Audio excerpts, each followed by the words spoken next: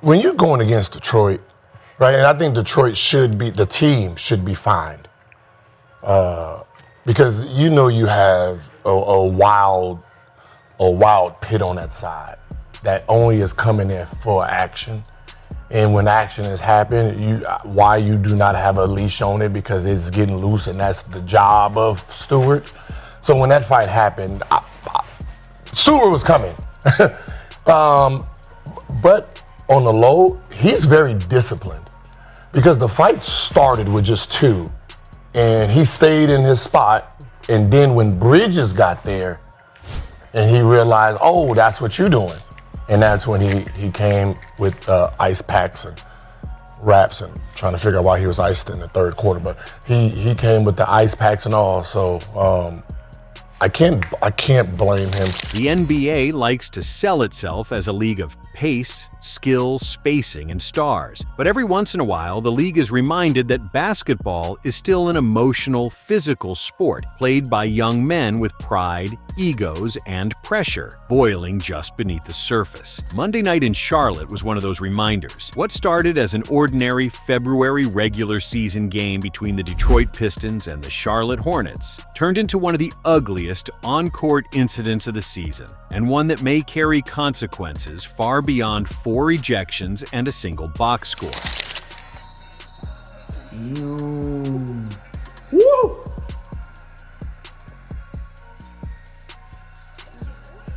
Look at that. Damn.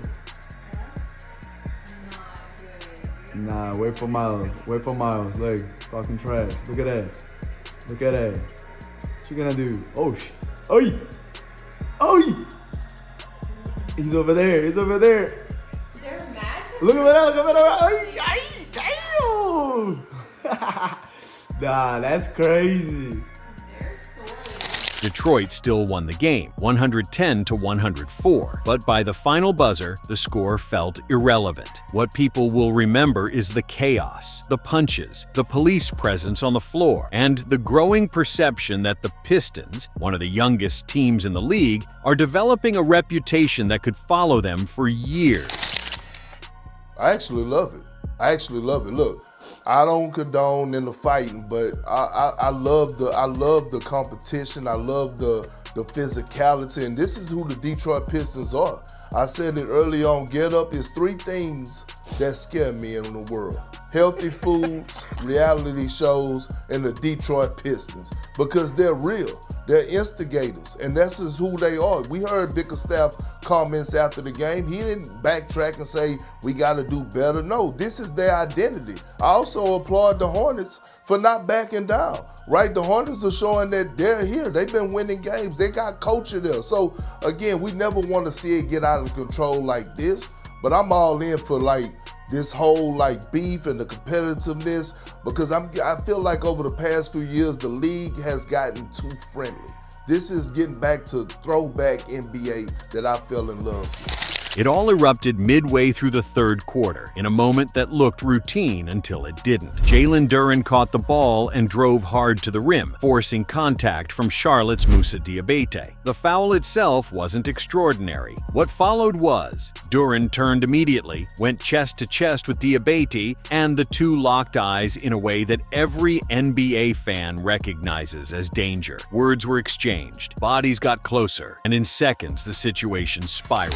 And Diabate, there's a hard foul, punches are thrown, players leave the bench. Duren, Stewart, Diabate, Bridges, all ejected.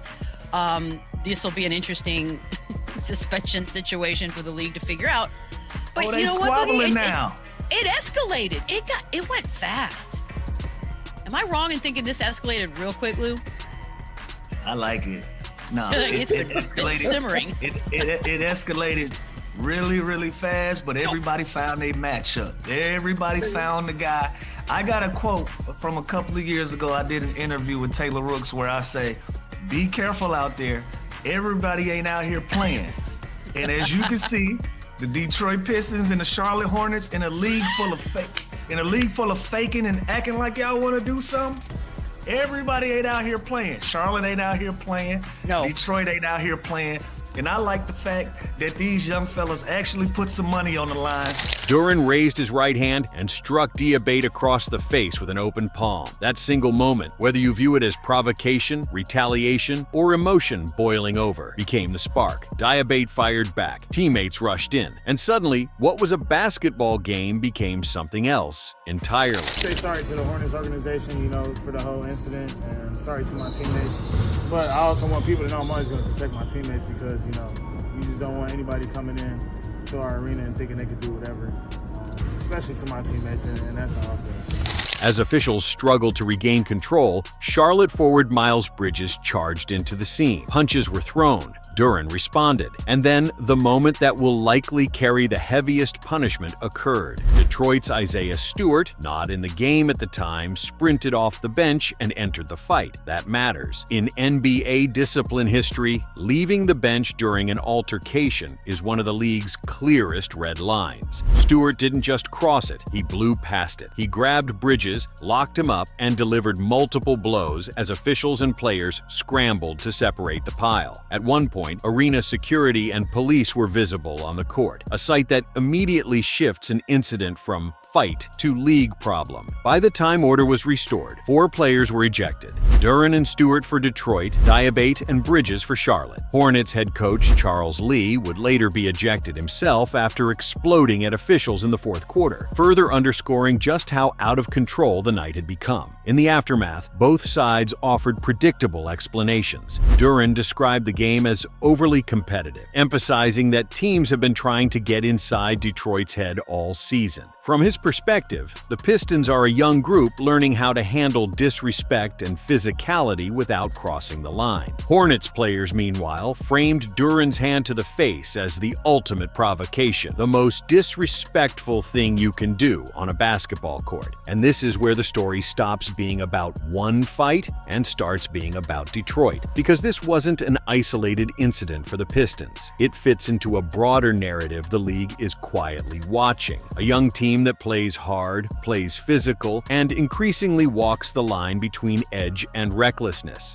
For most franchises, that identity might be celebrated. For Detroit, still rebuilding, still fighting for relevance, it's dangerous. Pistons head coach J.B. Bickerstaff defended his players afterward, insisting they didn't initiate the violence and had a responsibility to protect themselves. And emotionally, that argument resonates. No coach wants his guys backing down. No locker room wants to be seen as soft. But the NBA does not judge altercations emotionally. It judges them by the rulebook. And by the rulebook, Detroit is exposed. Stewart's involvement is especially concerning. This isn't his first violent incident. League executives don't evaluate discipline in a vacuum. They look at patterns. Stewart has history, and history matters. Leaving the bench alone typically triggers an automatic suspension. Add punches thrown, contact made, and past infractions, and the number of games quickly escalates. Duren, meanwhile, is facing a different kind of scrutiny. He's one of Detroit's foundational pieces, a young big man the franchise hopes to build around. But star status doesn't shield players from consequences, it magnifies them. The league will examine whether his initial action escalated the confrontation and whether he can be trusted to lead emotionally, not just statistically. For Detroit, the timing couldn't be worse. The Pistons are trying to establish credibility. They want to be seen as tough but disciplined, hungry but professional.